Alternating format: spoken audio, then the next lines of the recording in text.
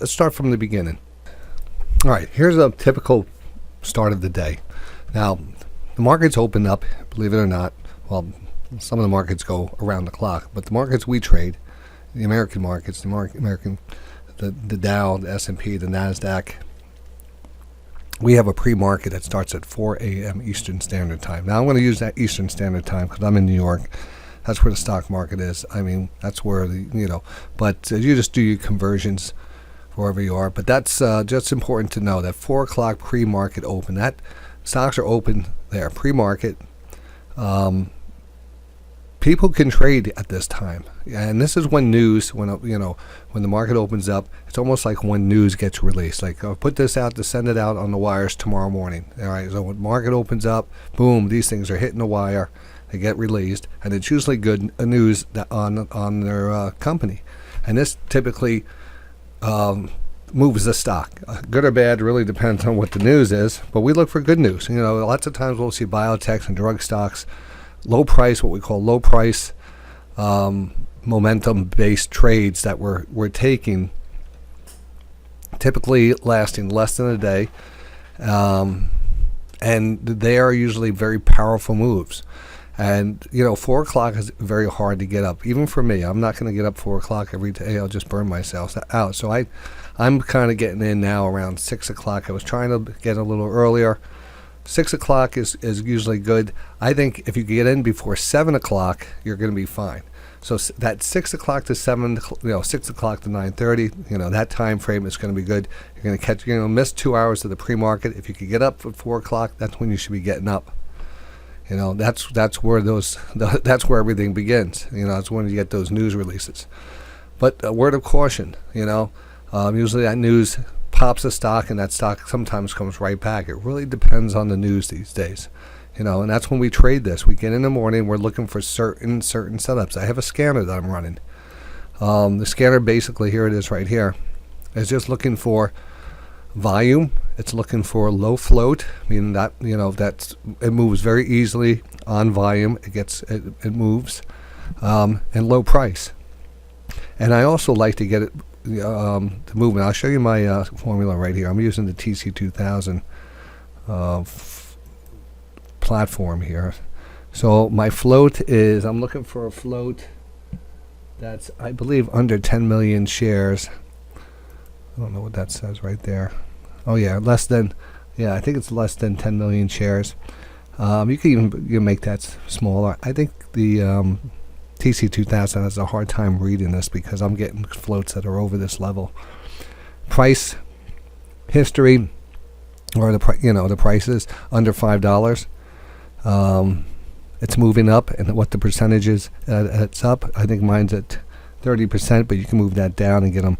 Like right when something's moving above 20% higher on the day, it'll pop up on the screen as long as everything else, the volume is there. And the volume I'm looking for is 500,000 shares to be traded. So that's running all the time. All right, and then see something just popped up. VS just popped up there. And that's interesting. It did pop at the end of the day. And what I'm watching are for these to pop up, and then I check the news real fast, and we decide if we're going to get in them. And typically they're going to be under $5. I get in a couple, 300, 400 shares maybe, and we're looking for 30 cents to 50 cents, really depending on the news. Or, you kind of get a feel for what type of company it is. You might have heard of it. If you've been trading in the markets all the time for a couple of years, these stocks kind of rotate. We know about Tough Built recently.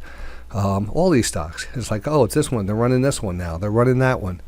And they're short term. Usually, the news, the better the news, the better chance you have for a follow-through and bigger gains, of course, to make this logic. So you have to go through that news pretty quickly, and don't get caught up in it.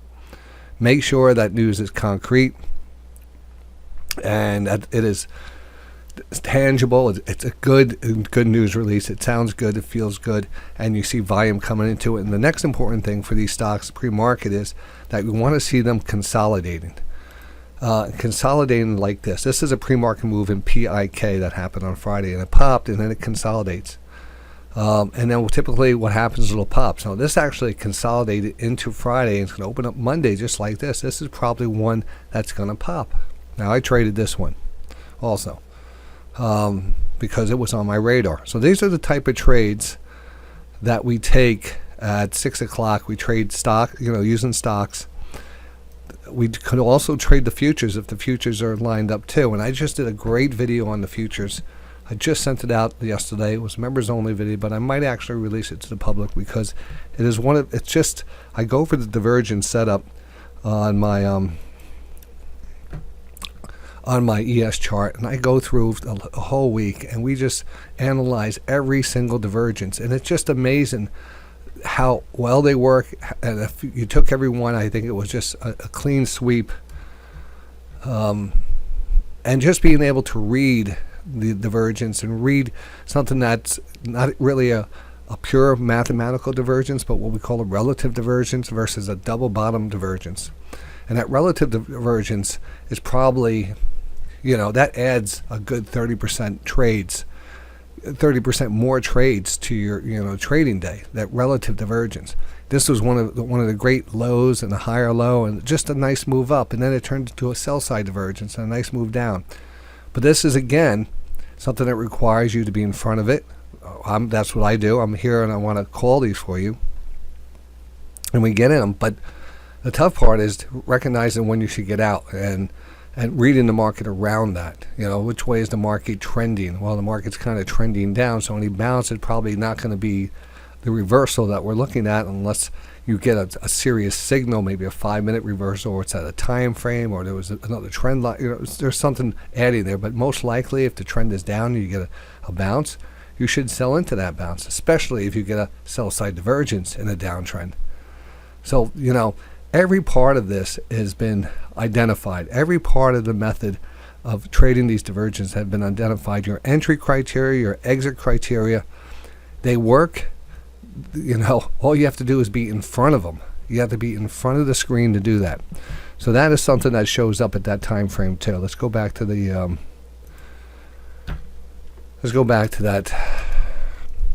my little chart here. So that's the pre-market here, 4 o'clock. That starts up. Then we have what I call the lazy trader open. Lazy trader open. Knowing that there's so many opportunities in the market, and that 4 o'clock time zone is just there. It's just you have to find a broker that you're able to trade in there. Interactive brokers let you trade early. Probably many others. I just use interactive brokers a lot. For my stocks and stuff, and that's something I've always used.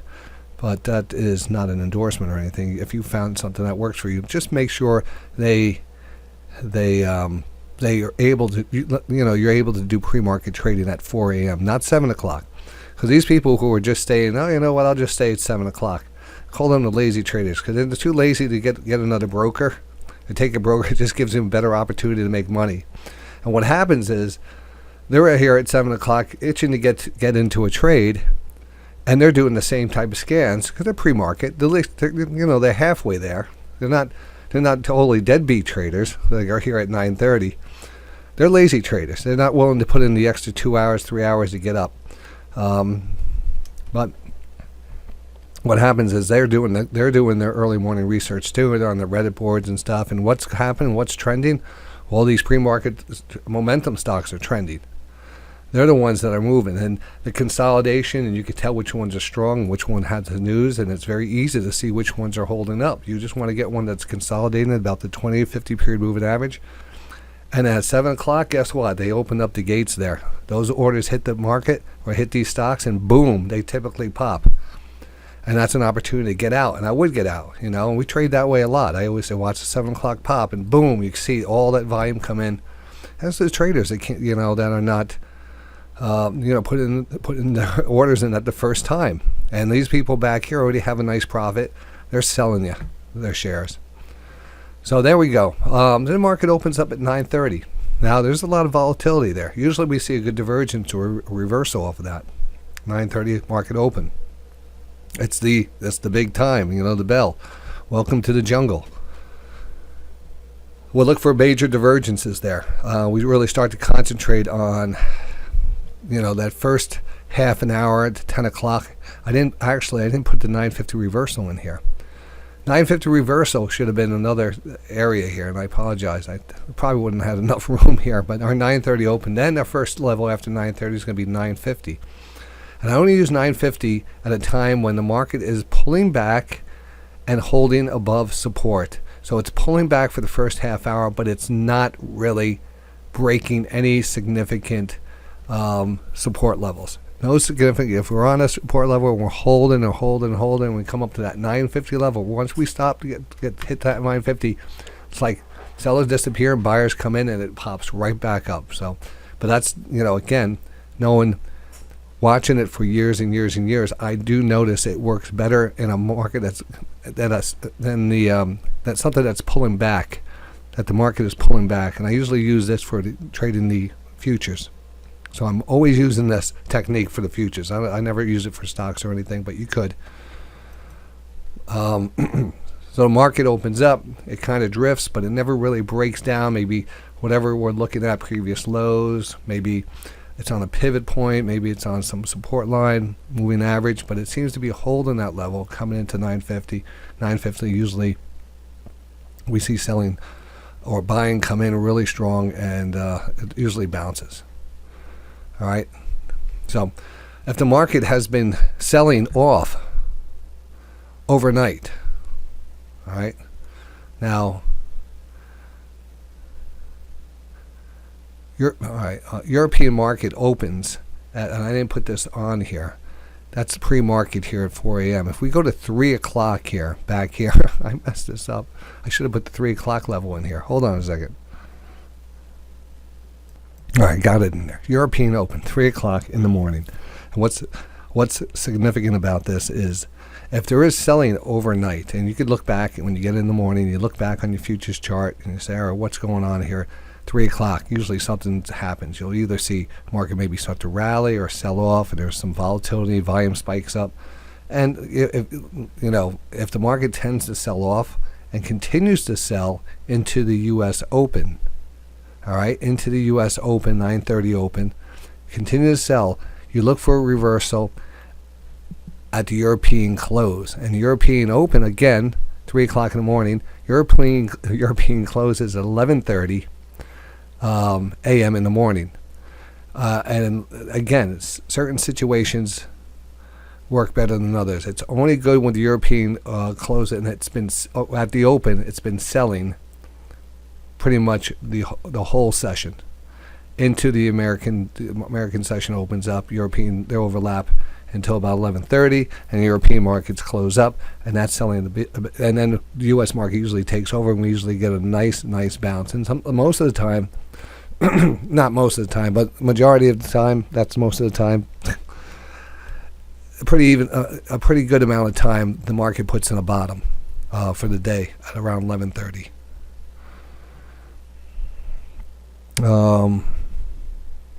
So all right, so European close, and then we have what I call, and this is something that I kind of coined here at Day Trading Radio. If the market makes a low, if the markets are at the lows at 2, then the odds are we're going to close on the lows at 4.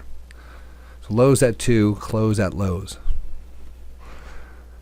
So if the lows are in at 2, then we're going to close at the lows the majority of the time. And again, just kind of mention the things that stick out over time. We see this happening over and over and over again, and you've probably heard me talk about it multiple times. Whenever the market's down here at 2 o'clock at the lows, we're typically looking at that. On some occasions, you might get a rally, but on most occasions, you're heading lower into the close. That's a good time to watch, or at least something to measure out if you wanted to trade that latter part of the day. You see where you are at 2 o'clock. I say closing 30 minutes here. That's going into 3:30, and I personally don't like that time frame. There's a lot of cross currents coming into the market. There's closing imbalances. There's margin calls. There's just squaring of positions and people selling things, and there's just a lot of things going on. And I'm just not I think sometimes the chop gets a little bit much, and some of the divergences could be, very whippy. But so I kind of stay out of the market at that point. Excuse me. After 4 o'clock, of course, we have the after hours, and that's where we have the news, earnings, some other catalysts. Could be any usually news, right? If there's some kind of market moving event, we'll also see things move after hours. Doesn't have to be related. Like we had Snap out with earnings, and we'd actually see, all the other internet-based stocks here drop off in the face of that, and that's after hours. This year, this quarter, this week coming up is earnings season, so we'll probably see a lot of action after hours. All right, so I guess the main point of this is that 4 o'clock time frame. If you can't make it at 4, this is actually a great time for European traders. Anybody out further east, over in Europe and stuff, it becomes easier for you. The further west of New York, it becomes much harder. But there's people that are night owls and are good. But like I said, I am trading with you at 6 o'clock in the morning now because I do see the opportunities, and we've traded those opportunities. And if you think you can do it, head over to Day Trading Radio in the morning. I'll be on. Actually, this week we might be doing a members only, but if you click on the site there, I believe there is a link for a trial, and you can easily take that trial and get in and be part of the whole process of Day Trading Radio and get to use all the indicators and our trading rooms and everything else. So let me make my way over there. That's right now it's going to be members only for next week. Get your thing, free trial, put in your password, open it up, and your dashboard is going to come up here. And your dashboard is basically going to be just showing you, what my charts are doing. These are all the trade alerts that that's the watch list that went out for the members this week, and some of the write-up. And these are all the trades, live trades we take. And these are the trades I took on Friday. PIK was one of those short-term poppers here. I had 200 shares of that, sold that for $96. Bought some more Marvell calls. There's when I bought it. So everything goes out real time. It goes to your text messages. It goes to your email and everything else. Sorry for the ocean. You hear the ocean in the background? I'm on the beach right now. So the Rockbot is playing here, but the futures are closed until 6 o'clock, and then you'll see this thing start to move and start to trade. But what was I going to show you here? Here's the playbook, is where this video will end up going. And if you open up that playbook, you'll see all these educational videos that'll kind of talk about the setups that we take during these pre-market hours. The bull flag, the bear flag, the divergences, how I set up my charts. There's a lot of great information there, along with this video that's going up there right now. I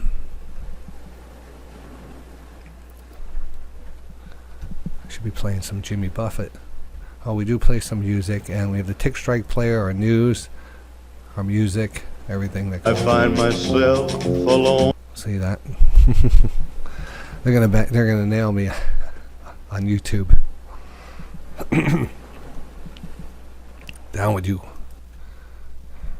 All right, so let's go log out of this. DayTradingRadio.com. Pre-market trades.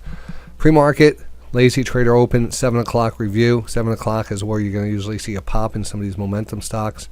And then at 9:30, the same thing. The ones who don't trade at 7, don't trade at 4, are getting in the markets usually at 9:30. These momentum trades typically pop again. Now, again, the stress is the news. And the news is the wild, that's the main indicator, how well it's going to perform. And if the news is a real good news item, and you'll be able to figure that out over time.